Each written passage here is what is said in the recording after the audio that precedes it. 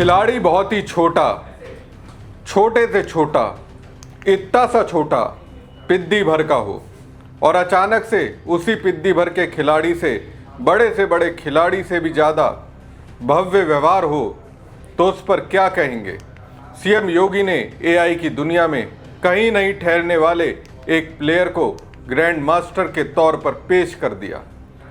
8 से 9 महीने पहले कंपनी बनी, सालाना उस कंपनी की कमाई 50 लाख से कम है, लेकिन सीएम योगी ने उन पर ऐसी कृपा बसाई जिसकी नजर गई उसके जहन में यही सवाल आया, क्या देखकर 25,000 करोड़ का एमओयू सरकार ने साइन कर लिया।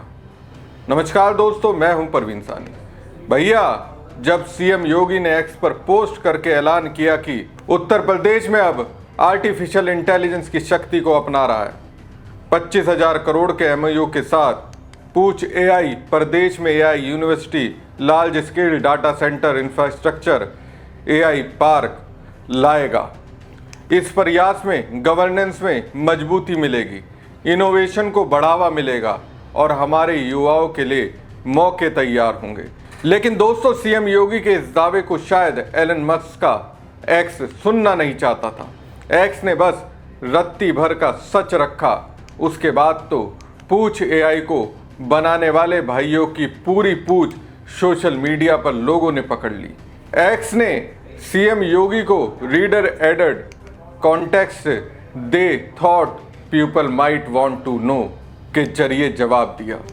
गौर से सुनिएगा जरूर, जो पूछ एआई है वो 1 साल पुराना स्टार्टअप है जिसकी सालाना आय 50 लाख रुपए से कम है।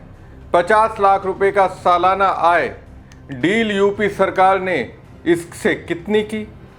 25,000 करोड़ रुपए की डील। इसके बाद एक्स भैया योगी जी से कहते हैं, महाराज जी, पूछ वाले भैयाओं के पास इतने बड़े एमओयू को लागू करने की कोई वास्तविक क्षमता नहीं है या समर्थ नहीं है।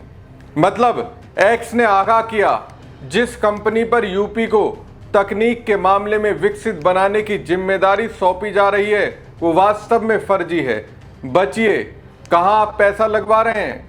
जनता की गाड़ी कमाई का पैसा है ये। एक्स ने जिस अंदाज में योगी को सच बताया उससे तो यही लगा। दोस्तों, अब इस पूछ एआई कंपनी की हैसियत को लेकर सोशल मीडिया पर तमाम तरह के सवाल किए जा रहे हैं।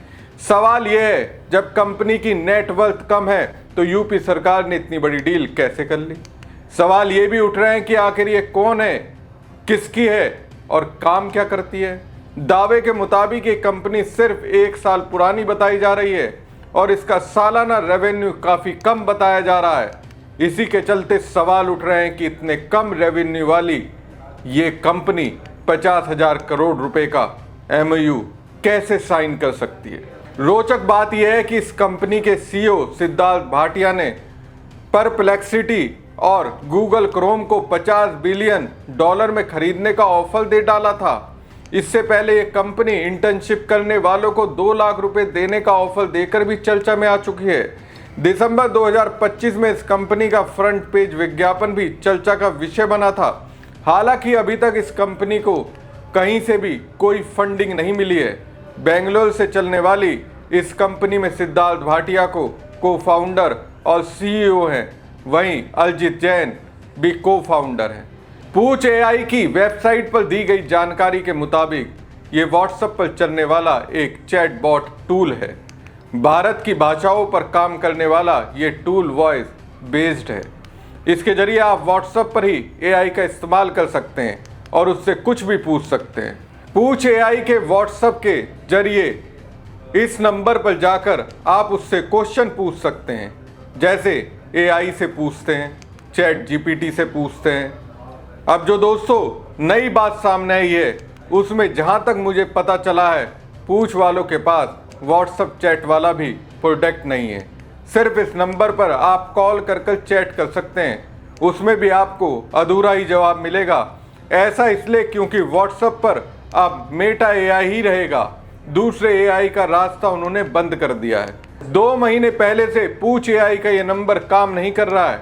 अब देखिए, पूछ एआई के पास संपत्ति के नाम पर कुछ भी नहीं है। अंडा है। इसके बाद भी इसने 25,000 करोड़ का काम सरकार से ले लिया, क्योंकि इस पे एक आईएएस की मेहरबानी हुई है जो पूर्व में सीए भी रह चुके हैं। वो अगर इसे काम दे रहे हैं बिना पड़ताल करे तो ये सोचने वाला विषय है। अब एक्स भाई ने जब योगी जी को सच्चाई बताई तो पता है उस पर उन्हें क्या जवाब दिया, वो भी जान लीजिए। इन्वेस्ट यूपी पर एमओयू का ये प्राइमरी स्टेप है। हमने काफ़ी जांच पड़ताल और मूल्यांकन के बाद ये फैसला लिया।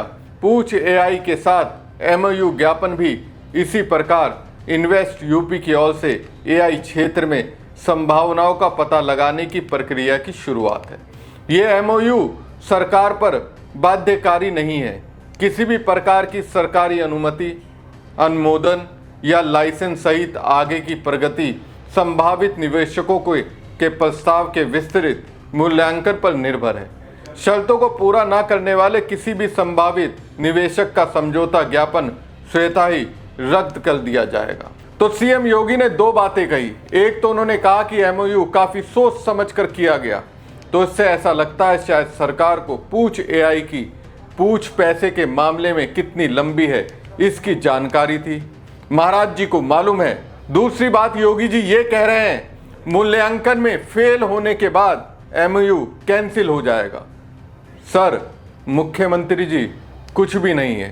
पूछ वालों के पास पैसे तो छोड़िए, ईमानदारी भी नहीं है। एआई की बात छोड़िए, पूछ एआई के पास तो चैटबॉट भी अपना नहीं है। उनके पास कोई कारगर उत्पाद नहीं है और कैसे ये पूछ एआई यूपी को एआई हब बनाएगा। दोस्तों, इस कंपनी की कमाई असल में कितनी है, कितने लोग काम करते हैं या फिर कंपनी को पैसा कहां से मिलता है, इन सब की कोई भी जानकारी सार्वजनिक तौर पर उपलब्ध नहीं है। कंपनी ने सोशल मीडिया पर किए जा रहे दावों को खारिज किया है, लेकिन ये नहीं बताया कि असल में उसका रेवेन्यू कितना है। कुल मिलाकर दोस्तों, सीएम योगी के सामने पूछ एआई की सच्चाई है, लेकिन शायद वो देखना नहीं चाहते हैं। पता नहीं क्यों। 8 से 9 महीने पहले बनी कंपनी से 25,000 करोड़ का एमओयू साइन हो जाता है। पता नहीं सीएम योगी ने पूछ वालों में क्या देखा। ना तो इसके पास खुद का ऐप है, ना ही वेबसाइट। व्हाट्सएप से एआई का धंधा चलाता था, वो भी 2 महीने से बंद है। फिर भी 25,000 करोड़ का एमओयू साइन किया। पता नहीं सीएम योगी ने ऐसा क्यों किया। आपको क्या लगता है, पूछ वालों पर सरकार क्यों विश्वास कर रही है? कमेंट बॉक्स में कमेंट करके जरूर बताएं। साथ ही पेज को ज़्यादा से ज़्यादा लाइक और शेयर कीजिएगा। धन्यवाद।